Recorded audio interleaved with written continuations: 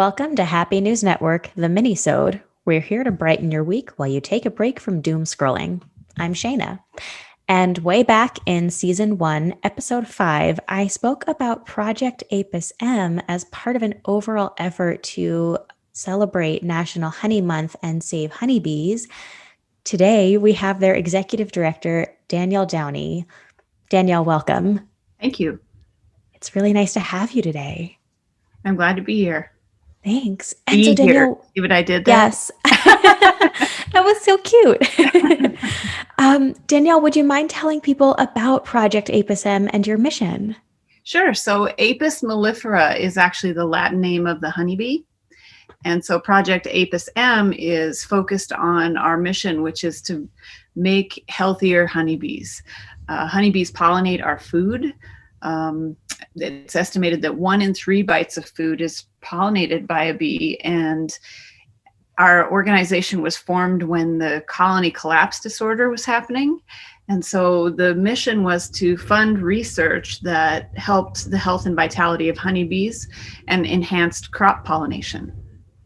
Oh, that's so interesting. And I don't think people realize that 1 in 3 bites fact.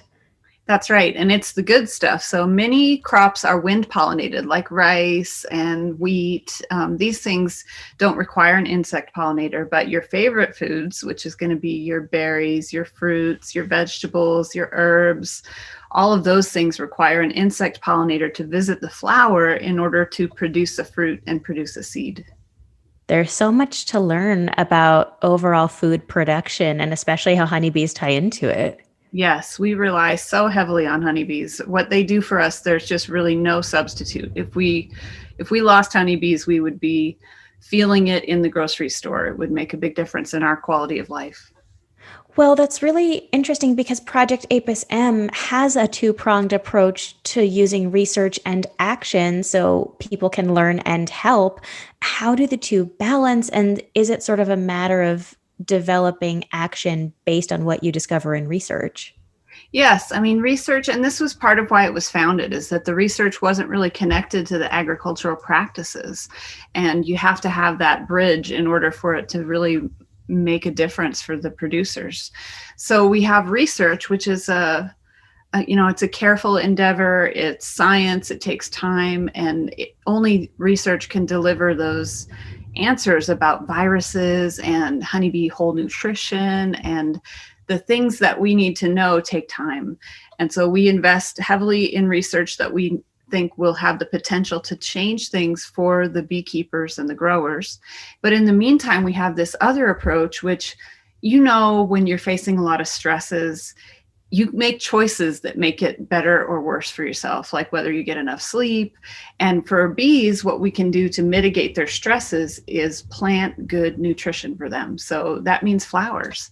There's fewer flowers. The landscape doesn't support many bees. And so in addition to the research, which is kind of the long game, if we can plant good, nutritious habitat for bees and flowers that keep them healthy, it solves some of their short-term problems, and it also supports more bees in the long term on the landscape with natural nutrition. And it, in some ways, taking action, which is those are actions we can all take, it brings us closer to bees. And I'm curious, what are some common misperceptions maybe that people have about honeybees, maybe people including myself? Well, I'd say probably the first one that comes to mind is that bees are dangerous. People are scared, and the sting is very powerful. I've seen a quote that if you think you're too small to change the world, just look at the honeybee and watch all these big, strong men dance away from being scared of being stung. It's a very powerful venom, but each bee can only sting one time, and she dies when she stings. So it's really a very last resort for a honeybee to sting you. And they're very gentle. They are the vegetarians of the insect world. They get everything they need from flowers. So if they're curious about you, it's probably because you're colorful or you smell like a botanical, and they're just looking for food. They're not aggressive. Another one might be that they're fragile. People think they're going extinct, or that they're we're going to lose all the bees. Honeybees are actually very resilient. So those boxes that they live in can hold 60,000 individuals. And when we move them to a place we need pollination, they just come out and find the best things available on that landscape to forage and stay healthy. So they're very adaptable and resilient, and their honeybees are not going extinct. They're struggling because the way that we manage land is changing, but we're also adapting to try to meet their needs, and people take good care of honeybees. So Yeah. we're not going to lose these. Yeah, they're not quite as endangered as some other species are, but we are noticing major changes to their overall landscape in the world. Yes, exactly right. And there are many species that are much more sensitive than honeybees that they do deserve our concern. But the honeybee itself, and there's the only one bee that makes honey in North America, and that is our honeybee species, Apis mellifera. Yeah. Well, in terms of their adaptability and resilience, if we change what we use in our gardening, does that impact them?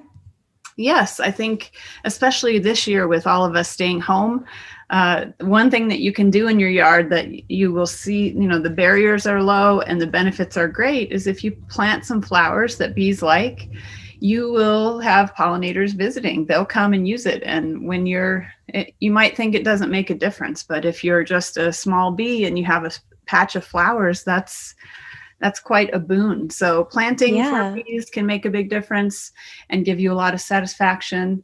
I think also reducing our pesticide use can help bees a lot. Insecticides kill bees too. Our beneficials are sensitive to pesticides, and we need to think about the unintended consequences of if we reach for those chemistries, and treat it as a last resort.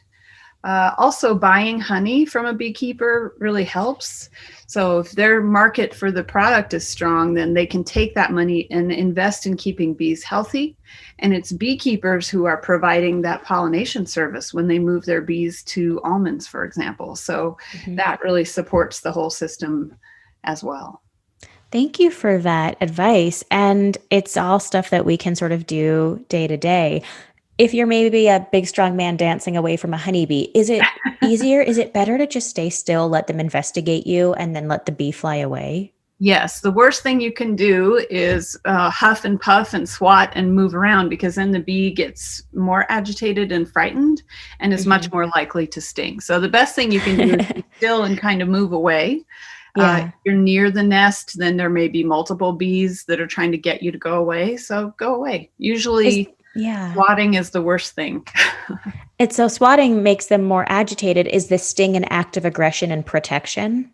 It is. So when a honeybee stings you, the reason that she dies is because her body ruptures, and that sting stays in your skin and it continues to pump venom.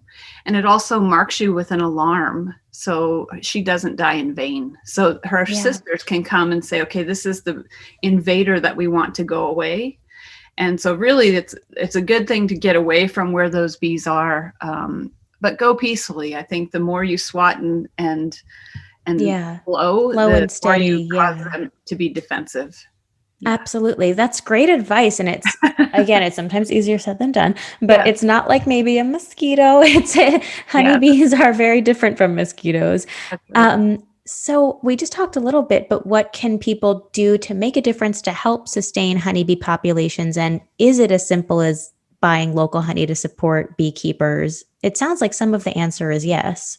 Well, that does help. I think it's not so simple because the scale of honeybees, the scale of the land that they use is really much bigger than somebody's yard. So a lot of our practices are approaching agriculturalists, the people who are growing our food, and making sure that their practices are also doing everything we can to support honeybees. So you'll actually see more and more there's brands who are declaring that they would like to use bee-friendly products. In their products, they use produce that is integrating some of these practices. You may have seen an almond orchard that has all of these kind of yellow flowers around the edge. And one of our programs is to put a blooming cover crop around the actual orchard so that the bees have something in addition to those trees when they're not blooming. They have a diversity of nutrition to support them. So we're trying to really integrate bee support into how we do agriculture on that much bigger scale. So you can do it in your yard, and that makes a big difference for some bees, but the bees that are pollinating our food are in much larger commercial systems. So we're hoping to affect a bigger scale of management. That's really fascinating. And it's nice to hear the macro and micro scales and how they complement each other because it's taking what we do, but just in a much larger capacity. That's right. And I think what we do in our yards and what we relate to and what we notice, it really changes your whole lens for the world. So when you see it in your yard and then you see, around your garden, you see some bees. And if you've ever been in an orchard that's just bare ground, you can see a lot of agriculture could stand to be a little more environmentally friendly and support more organisms on the land. So I think it just intuitively, it's better to have more flowers on the ground.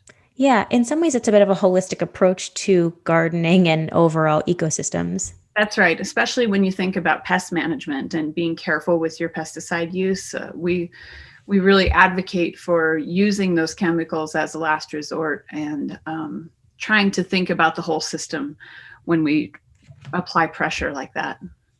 Very, very interesting. And sort of my last inquiry, because I've just got so many questions, but what projects are you looking forward to rolling out in 2021? Well, we have a lot of research projects that are really targeting reducing colony losses. Every year, about 30 to 40% of bee colonies die. And they die because of things like viruses and parasites and nutritional problems. And so our research looks for solutions for these parasites that are killing them, also for ways to best manage them. So things like how to better get them through winter, or how to avoid exposure to pesticides when we don't mean to affect our beneficials like pollinators. How can we best manage to prevent that happening? We're also growing those acres of forage around agriculture. So to see those tens of thousands of acres continue to grow and have brands really endorsing that they want to see this practice, and then the consumer can actually make a difference by buying those products. We're really excited to see those things continue to grow. That's so exciting. And it's so fascinating. I think we could all use to learn how to get through winter. But what, in terms of viruses and parasites that can sort of invade a colony that in that negative way, where do they come from? Well, some of them are just part of life for honeybees, but unfortunately, many of them have been introduced with globalization. So as we move things around, we accidentally introduce something that becomes a much bigger problem and kind of whacks everything out of balance.